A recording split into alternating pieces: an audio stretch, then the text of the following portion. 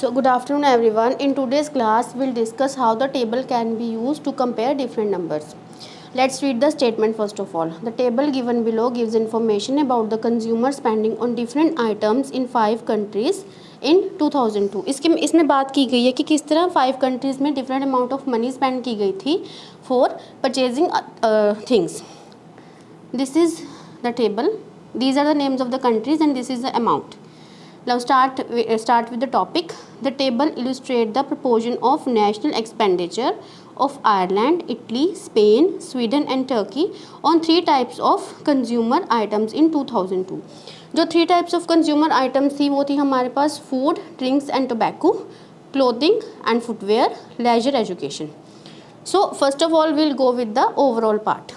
Overall, the category of consumer goods that all countries spent on was food, drink and tobacco, which was the 3 times higher than on the other types of goods. अगर हम इस part को देखते हैं, we'll see this food and drinks and tobacco. तो इसमें हमें क्या दिख रहा है? The amounts which are given, जो फिगर्स हमारे पास दे रखी हैं, these are 3 times higher. ये बाकी की दोनों फिगर से 3 times higher है. It means most of the money was spent on food, drinks and tobacco. Fine. अब हम आगे चलते हैं. We have talked about the highest one. Now we'll talk about the lowest amount. The lowest spending could be seen in the category of leisure and education. ये highest amount थी हमारे पास, ठीक है. And this is the least amount. Means leisure education के ऊपर बहुत सबसे कम पैसा खर्च किया गया है in these 5 countries. The outlay of Turkey was generally higher than the other 4 countries. Turkey की अगर हम बात करते हैं तो ये तीनों कैटेगरीज़ में टर्की ने सबसे ज़्यादा मनी स्पेंड किया है rather than other 4 countries. This was the overall of this table. Now will move to next part. In terms of food, drink and tobacco, Turkey spend the most 32.14%. अगर हम इस यहाँ पे बात करते हैं, इसमें तीनों कैटेगरीज़ में बात करते हैं, तीनों फूड कैटेगरीज़ में food, drink, tobacco, clothing and footwear and leisure education. तो टर्की ने सबसे ज़्यादा अमाउंट यहाँ पे स्पेंड की थी. This was the maximum amount of money which was spend by Turkey and that was 32.14%. Fine. And after that the expenditure of Ireland was also high. इसके ऊपर ही हम अगर चलते हैं तो ये this was Turkey and this is Ireland and this was also a higher figure. Fine. As compare to Sweden, अगर हम इनको कंपेयर करें स्वीडन के साथ तो these were the 2 who spend the highest amount and Sweden was less. After that these were the 2 remaining countries. One was Italy and then another one was Spain. तो इनकी amounts क्या थी? 16.36% and 18.80% respectively.